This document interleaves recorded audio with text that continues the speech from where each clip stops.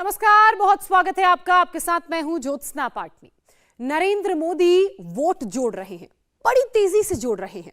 पिछले 40 दिनों में ही मोदी ने 1 करोड़ वोट जोड़ लिए।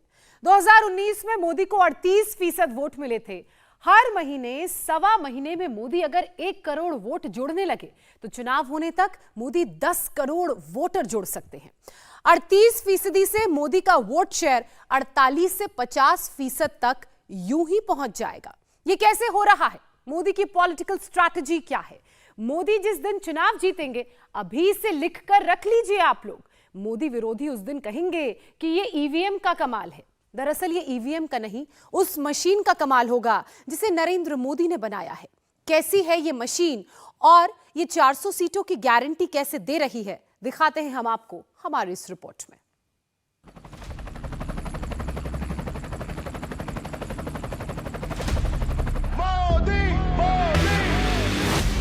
भारत माता की मोदी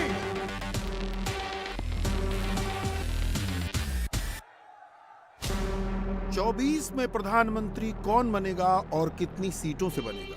भारत माता की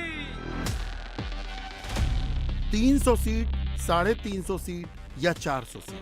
माननीय प्रधान पहले नारा था अब की बार 300 पार, फिर नारा हुआ अब की बार 350 पार, अब नारा हो गया अब की बार 400 पार।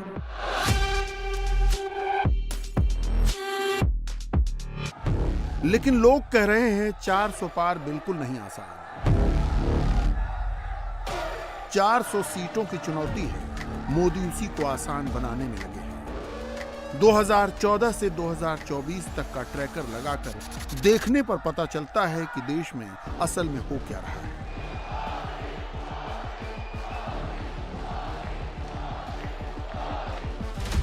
बीजेपी ने जो सीट 14 में जीती, 19 में वहां उसने जीत का मार्जिन बढ़ा दिया। 14 में जो सीटें रह गई थीं, बीजेपी ने उनको 19 में जीत लिया। 19 में बीजेपी जिन सीटों पर नंबर 2 पर रह गई, उनको 24 में जीतने की तैयारी है। 2014 में बीजेपी ने लोकसभा की 116 सीटें 2 लाख से ज्यादा के मार्जिन से जीती थी। 2019 में ऐसी सीटें बढ़कर 164 हो गई।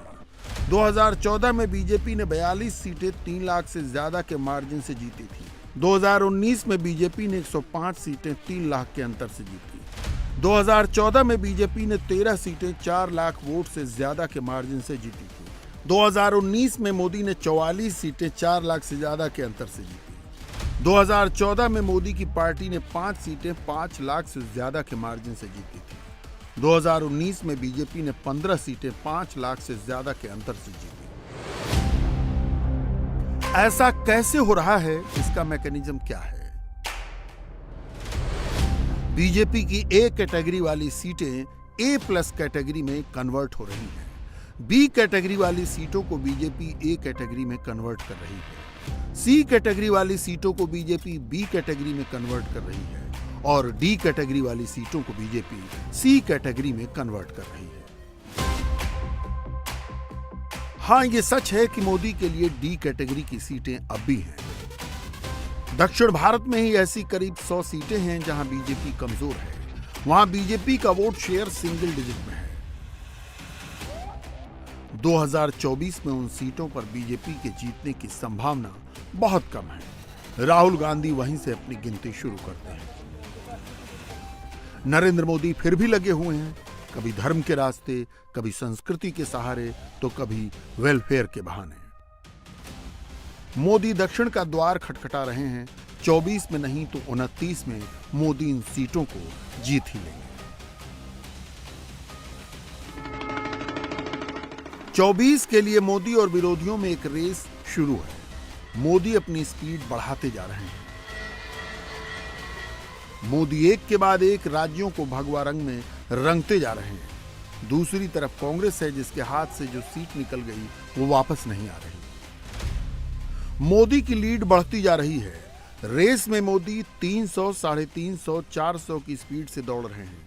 दूसरी तरफ राहुल गांधी 40, 50, 55 वाली स्पीड से आगे बढ़ ही नहीं पा रहे। नरेंद्र मोदी और राहुल गांधी की स्पीड में कोई मैच नहीं है।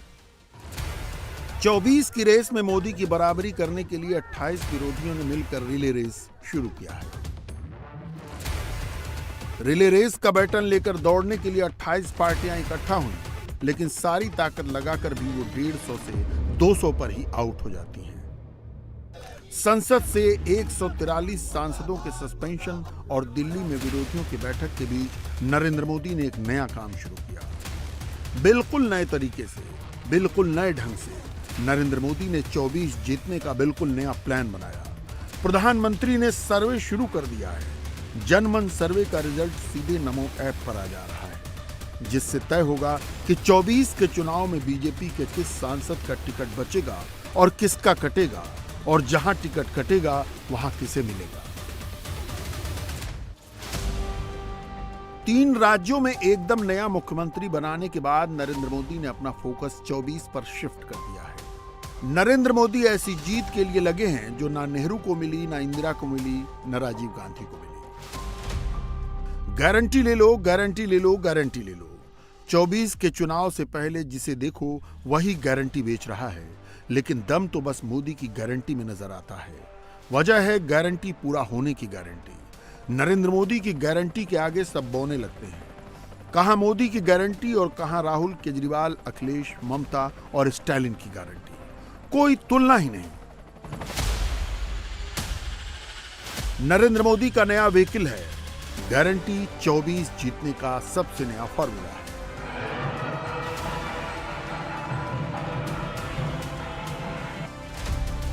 14 में चाय वाला, 19 में चौकीदार और 24 में गारंटी। क्या मोदी ने 24 का कीवर्ड ढूंढ लिया है?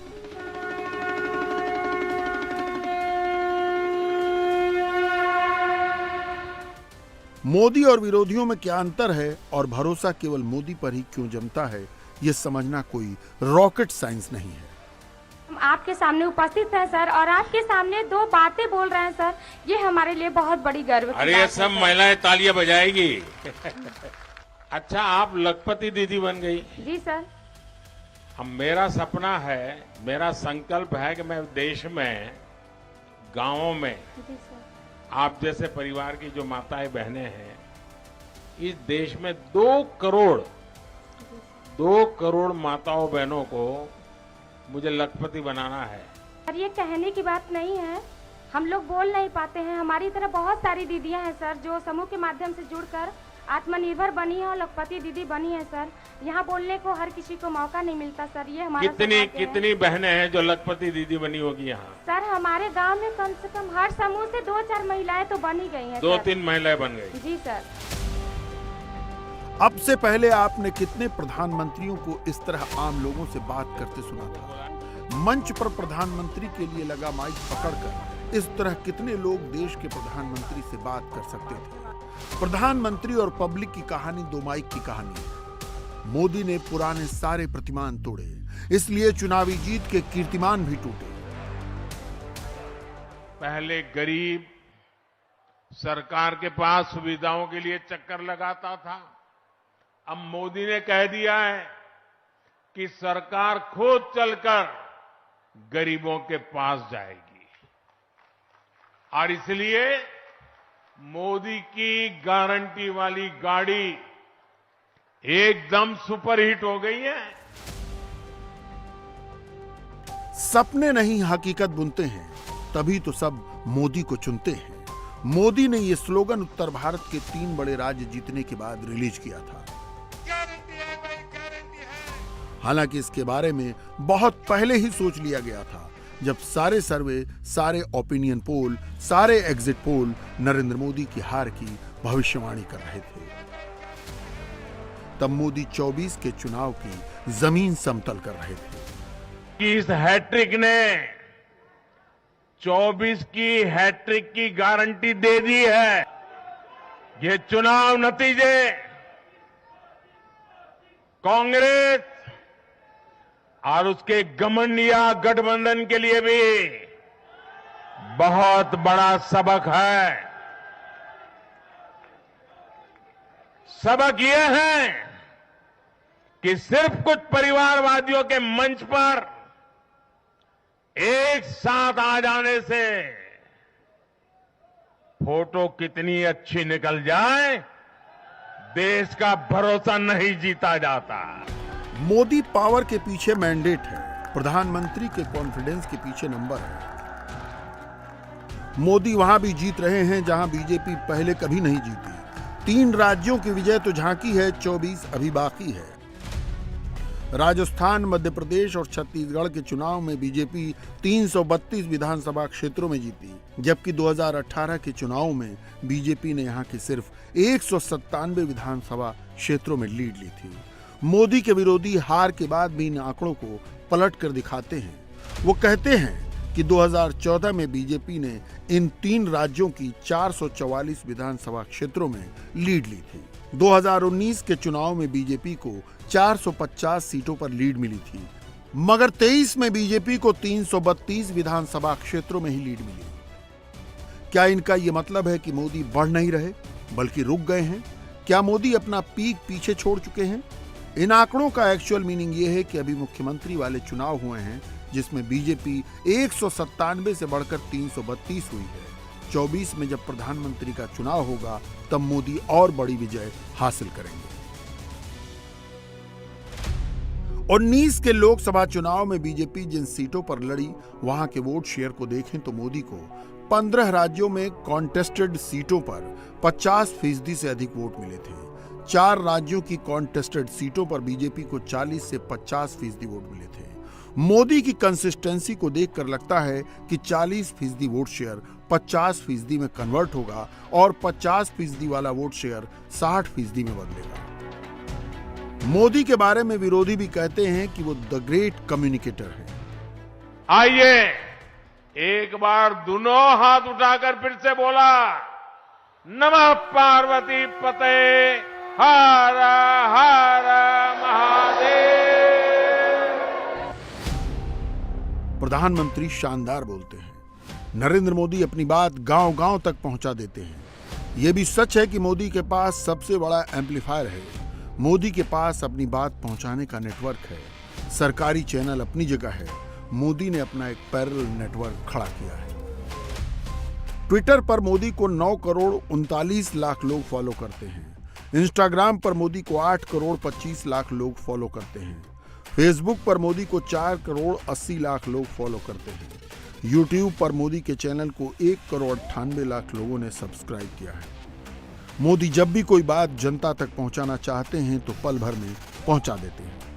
मेरा ये चैनल सब्सक्राइब करें और मेरे हर अपडेट आपको मिले, इसके लिए बेल आइकन जरूर दबाइएगा।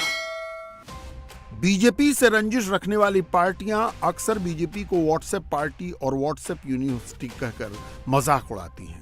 मोदी ने उस व्हाट्सएप को भी अपनी ताकत बना लिया। इंस्टेंट चैटिंग और मैसेजिंग के लिए हिंदुस्तान में 48 करोड़ 90 लाख लोग व्हाट्सएप यूज करते हैं। 2019 के चुनाव से पहले मोदी ने बीजेपी कार्यकर्ताओं को व्हाट्सएप ग्रुप से जुड़ने को कहा था ताकि देश और समाज में क्या चल रहा है इसका पता चल सके। 2024 से पहले मोदी ने अपना व्हाट्सएप चैनल तैयार कर लिया। मुझे मक्खन पर लकीर करने में मजा नहीं आता है, मैं पत्थर पर लकीर करता हूं।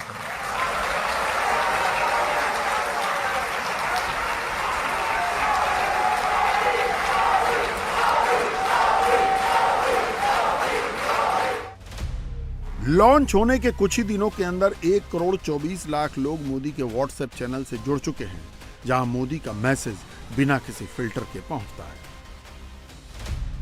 ये कांग्रेस के लोग इतने निराश हो गए हैं, इतने निराश हो गए हैं, अब तो वो सोचते हैं जब तक मोदी जिंदा है उनकी दाल गलने वाली नहीं है, और इसलिए सारे आजकल कह रहे हैं मर जा मोदी, मर जा मोदी, नारे बोल रहे हैं मर जा मोदी। कुछ लोग कब्र खोलने में बिजी हो गए हैं। जमाना क्लियर मैसेजिंग का है। घुमा फिरा कर कही गई बातों को कोई नहीं सुनता, कोई नहीं समझता। मोदी और उनकी पार्टी यहां भी स्ट्रेटजी बनाकर चल रही है। मोदी के पास पार्टी नेताओं और कार्यकर्ताओं की ऐसी फोर्स है जो किसी भी दूसरी पार्टी के पास नहीं है। बीजेपी के वॉर रूम में नरेंद्र मोदी की गाइडेंस में जो मैसेज क्रिएट होता है उसे योगी आदित्यनाथ, जेपी नड्डा, अमित शाह और राजनाथ सिंह जैसे बड़े बड़े नेता एम्पलीफाई करते हैं। स्टेट लेवल पर वही मैसेज मुख्यमंत्री और मंत्री मल्टीप्लाई करते हैं, फिर बीजेपी के कार्यकर्ता घर घर तक उसकी डिलीवरी कर देते हैं।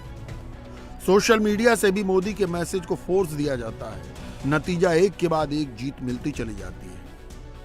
कई लोग आपको बताते मिल जाएंगे कि नरेंद्र मोदी किस्मत के धनी हैं। मोदी से पहले भारत में जितने भी प्रधानमंत्री हुए उनसे तुलना करके वो बताते हैं कि मोदी को सबसे कमजोर विपक्ष मिला है। पिछले 9.5 साल से लोकसभा में मोदी के सामने विपक्ष का कोई नेता तक नहीं।